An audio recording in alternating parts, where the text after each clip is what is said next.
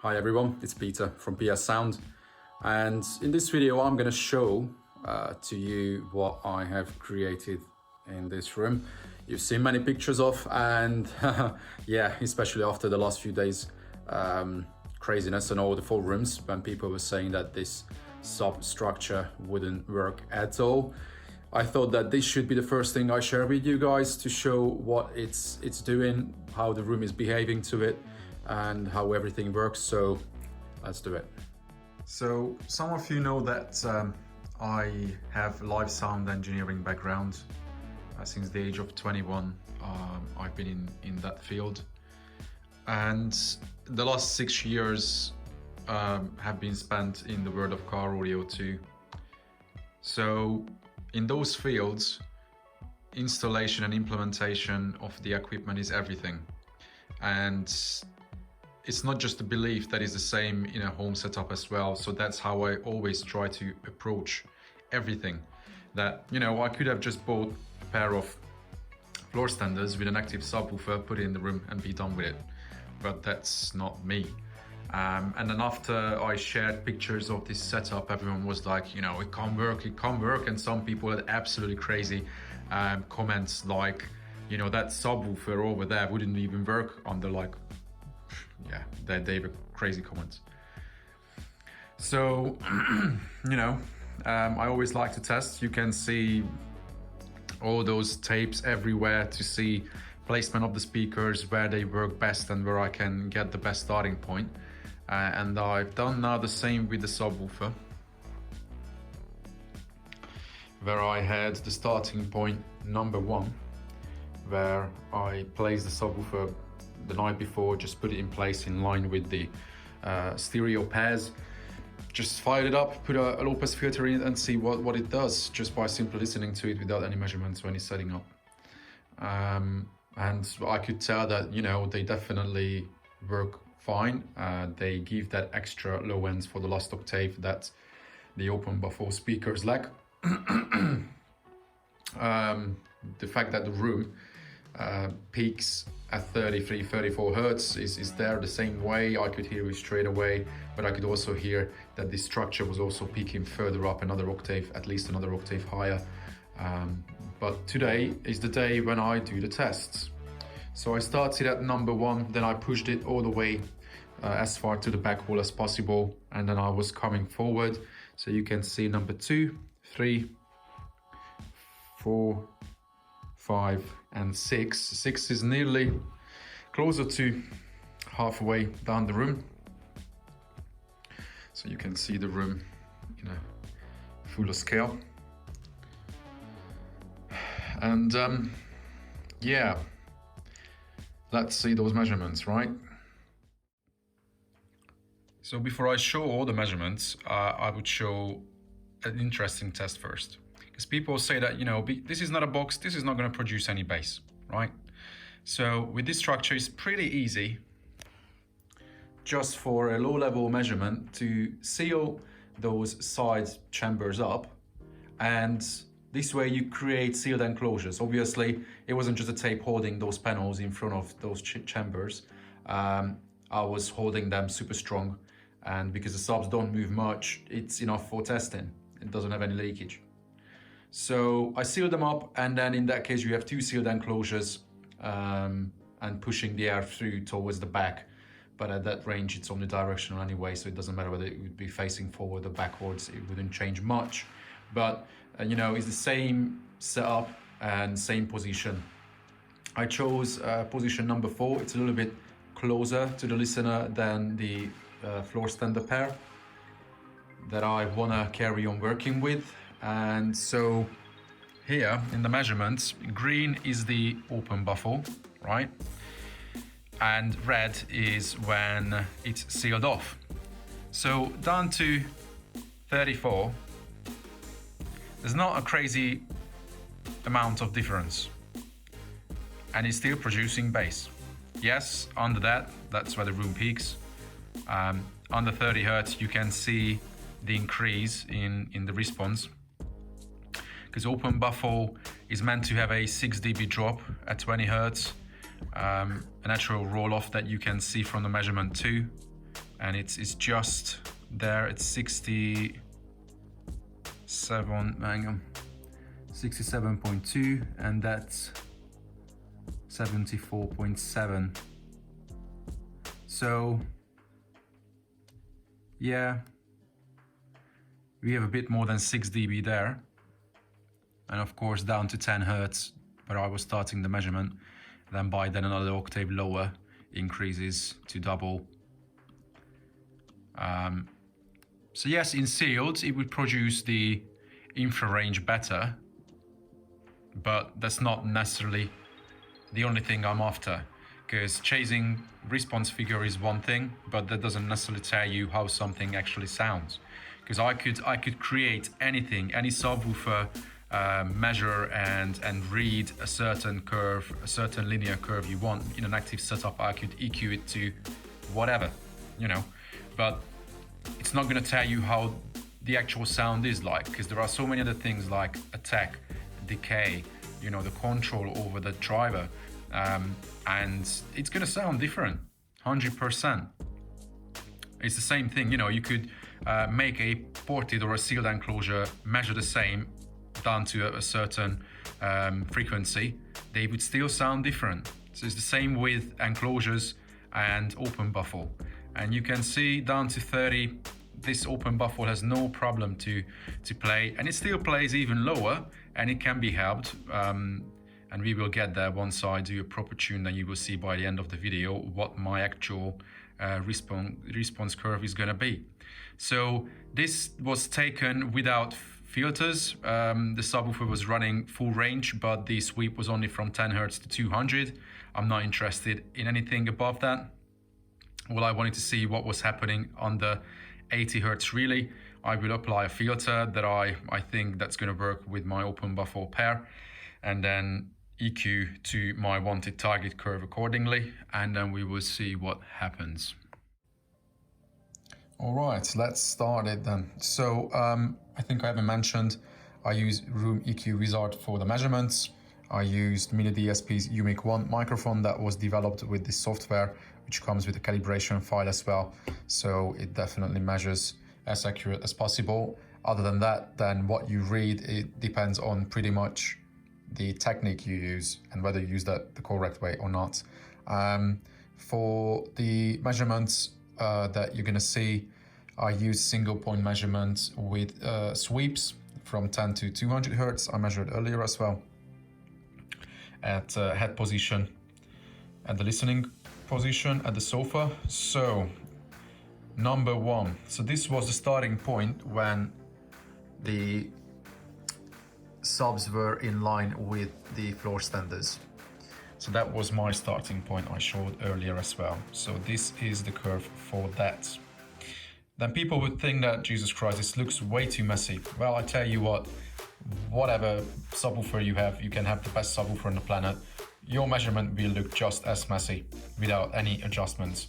And also, depending on where you put it in the room, you will see crazy things. Don't expect a flat line.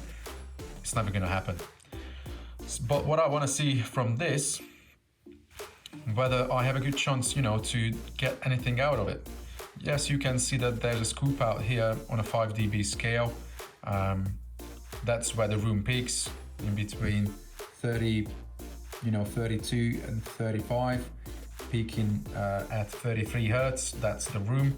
The size of the room, I can't really do much with that without any acoustic treatments. I have no bass traps yet, but I'm going to do that, and then as soon as I do those, I'm going to take measurements to compare what it was like before and after. So it's not going to be just like theoretical, bullshit. It's going to be the real deal. People will be able to see the differences, what room treatment can do. So again, I could see that it was also peaking at around there at 65-ish. There's a big cancellation at 97, but I don't really care too much about that. I won't need that. And then again at 144, again it shows a big cancellation, but that's out of the range where I want to use the subwoofer anyway. So from the starting point, I moved all the way back to the shelving as close as possible. So that was The second point, so this is the difference over there. We can see there's an overall lower response, but the curve is pretty much the same. So if I go down to 10, then you can see the difference there. There's a fair amount of difference, but it's not drastic. It's not like, you know, we are seeing more than 5 or 10 dB differences in a very different curve. It's the same. The curve is pretty much the same. Then I was coming backwards towards the listener. Number 3, then we gain back from the wall. Number 4, where it is right now. So the closer we come to the listener, we gain even more. 5 was even closer, another foot closer. And then 6 was another foot closer. So we can see that the closer we are into the room, further away from the back wall, the more it's rising all the way. And obviously the lower we play, the more it gains. But that's just the nature of open baffle. The lower you play, the more you lose. But the curve is pretty much the same. The only area where it shows difference towards the middle of the room, so if I take 6, 5, and then 4 where it is right now, 4 is the place where it shows the first difference, that it doesn't have such a big cancellation at around that area. That's why I chose that, because it's not much distance taken away from the room. It's just only a foot further closer to me, instead of the starting point where I was in line with the floor standards. But it's already showing that there's not such a big cancellation over there. So that was 4. Although further up it shows that there's a big cancellation up there, but I'll be out of that range anyway, so I'm fine with that. I'd rather need that, although it will be way above my crossover point, but that still has an effect. So, you know, we could go through 5 and 6. And then, of course, I took that measurement that I showed earlier as well, where I had the side chambers, so those chambers as such, sealed up. So then I created 2 sealed enclosures, and I let the subs breathe through towards the back, and that was that. Where it's not a massive difference, you know, between that and that. You can read it as well. It's not massive, and the curve is pretty much the same. Where we have scoop outs in the room is the same with the sealed box, is the same there, and that cancellation is also the same there. It's there. It's not going anywhere. So when people say that, you know, this is not going to work, well, you tell me now. Yes, you can say that, okay, under 30 hertz and then down at 20, you know, it's not delivering as much as the sealed box. But I show you one song. I'm not gonna play it because otherwise, you know, copyrights are going to screw me big time. But oh, where was that? I have too many stuff over here. So if you find this tune called, oh my god, I'm not well prepared right now. Hang on a second. If you find this tune from 27 seconds, there will be an interesting drum recording which has a super low extension, and it's not just a single rumble, like a single rumble with a linear decay. It has waves in it. So when I had the chambers sealed up, those waves in the decay flattened out. It becomes more like a single note, instead of, you know, you can easily tell when it's all open that it moves freely, there's no compression of the drivers, and you can tell all that detail even down that low. People would never think it's possible. those who sat in my car as well, they can tell that, oh my God, you know, there's just such a level of detail under 25 when you have the right subs in infinite buffle or open air. It's a whole different ballgame. Play this song at home. If you can't hear it on your system, then first of all, your system doesn't play low enough. That's that. Then grab a really good pair of headphones, something where you might have a chance to hear it. To be fair, I think 70% of the audio enthusiast won't have a system which can play this low. So it's not necessarily a valid comparison now or a job to give to you, but many people have systems that can play this low, and then you can figure out where you hear that level of detail or not. Let's just get out of it, go back to the measurements. So, okay, so that was with the sealed chambers, but as I said, the detail that I hear when it's sealed up, it doesn't work. It's just not there. So what I wanted to show once I have, oh, the other thing. So this was measured with the sweep. When I measure with ping noise, that's a different story though. Ping noise doesn't measure that low, but it gives a more realistic picture of what's really happening in the system. Especially when I measure with my technique, using a very, well, that's the thing, many people want to know the technique, how I measure, but I can't tell that. All I can say is that, you know, a single point is not necessarily the best, because you have two ears at two different points. They are not far away from each other, and it doesn't make such a big difference in a room, at home, but it makes a big difference in a car. So I would just leave that there. But so when I measured with the sweep after the EQ, so this is my curve of the subwoofer from that starting point, although that was a higher listening level. But from that craziness that you see there, I could easily create this curve with just 6 or 7 bands of EQ. That was with ping noise, right?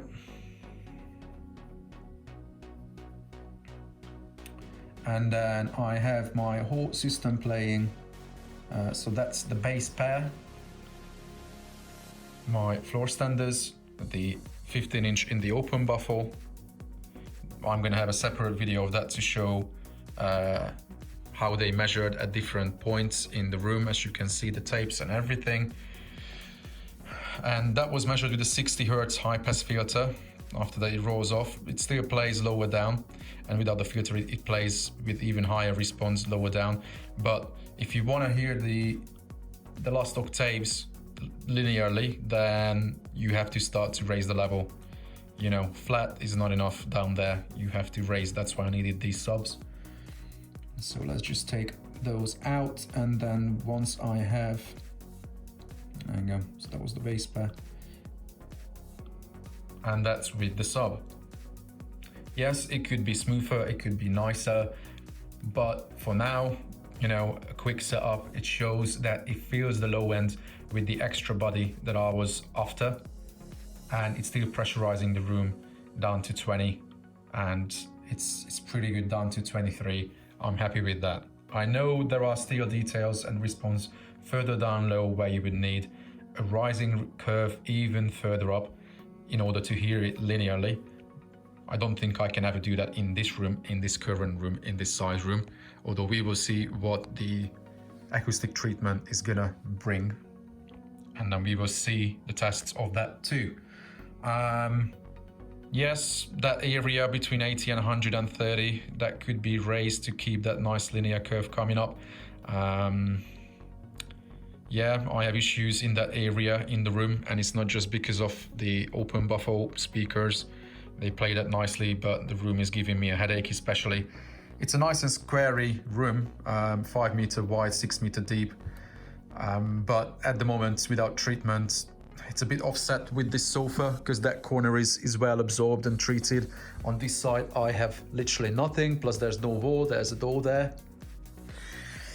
So that's giving headache to match left and right response from the open buffles. We will cover that in the next video. but it's pretty good. Whoever sits down here where I sit, they will never tell that, you know, they will be very surprised because I have no boxes, literally no boxes, and the bass is there, is the right response. And if you think it's not loud enough, then I'm gonna just play a few really silly bass notes from songs without the music, so I don't have any copyrights, just bass. And YouTube is not gonna pick it up, but then you can see that the whole room is moving, things are rattling. And if, I don't know, if that's not enough for you for listening, then you know, okay, we used to organize parties when we were in our teenager years, and yes, we wanted to feel the bass everywhere. We chucked the subwoofer in the corners, and then, you know, the whole house was just pounding. This setup is not about that, but it has more than enough level in order to create concert levels and get that low end that people thought was impossible with this open structure. Okay, let's just do the silly part. All right, so it's a pretty silly club tune with crazy low end. It's -10. Door is rattling. My backboard wants to fall apart. And the subs are hardly moving.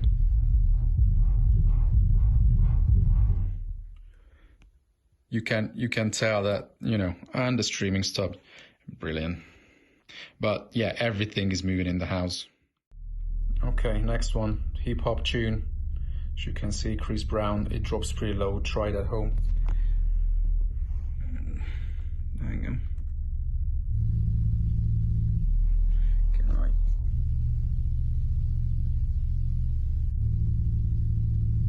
I don't know whether it comes through the phone, but you know, my phone on the sofa is moving pretty well. The whole couch is moving. Walls are rattling. And let's see how much they move.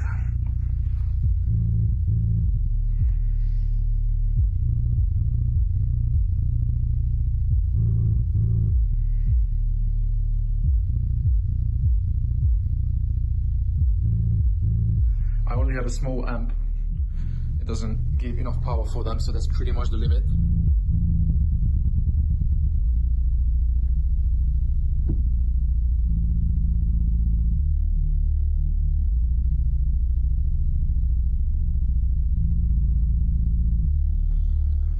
But it's definitely producing enough low end for the room. And this is down in the 20s at the last notes.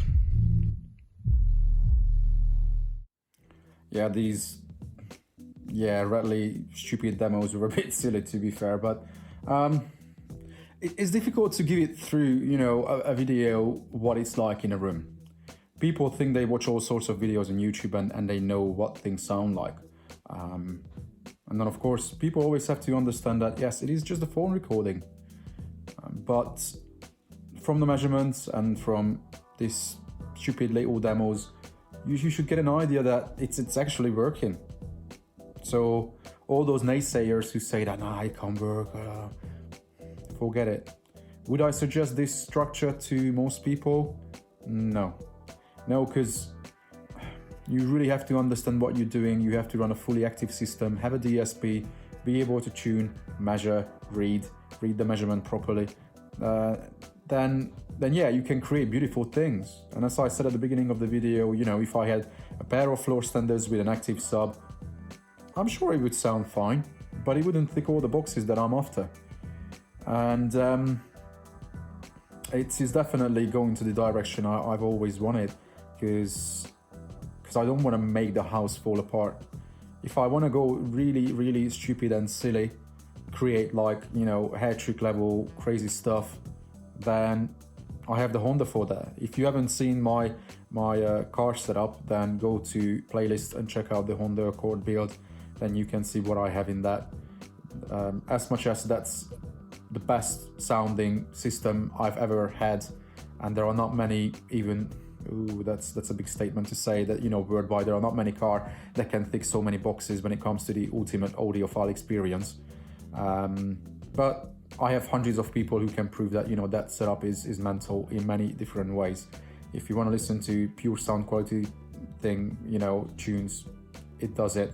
If you want to go absolutely mad and then feel the bass through every inch of your body, it can do that too with the best accuracy. So I have that, but in the house I wanted something slightly different, and as I mentioned, I'm gonna go through every single step I do in the house, room treatment and everything, show it to you guys that it brings results and results, and I'm not just gonna talk about it and you know, come up with references from other people, what I've read on the internet. I'm gonna show it how it actually works. And then if you have anything, if you want me to do any test in the room with this setup or anything I have time and you know, possibility for, then let me know. Then I'm happy to do that test. But there's no point to argue about something that people have never ever tried, never ever listened to, yet they say that now it can't work. I hate that. And I proved it so many times in the car as well, that you can do things that you would never even think of. Probably I'll cut this video here because it's gonna be too long already. Hopefully you've managed to see something new in it and learn something new from it. And next I want to show the measurements of the floor standers. We will have a few demo videos in between where I can play music and then just, you know, forget copyrights. And then we will see where this whole thing is going. Guys, subscribe to the channel if you are not subscribed yet. I would really appreciate that, because at the moment it doesn't really, but maybe in the future it will help me. And then most importantly, you know, you don't miss the next videos, and then you may find something good information in those videos, or at least you just get a bit of inspiration to, you know, put a bit of thought into your audio system, not just opening your wallet and then buy expensive stuff. It requires more than that. It requires a person who can do good things with the equipment. And hopefully I can talk to you very soon. Take care.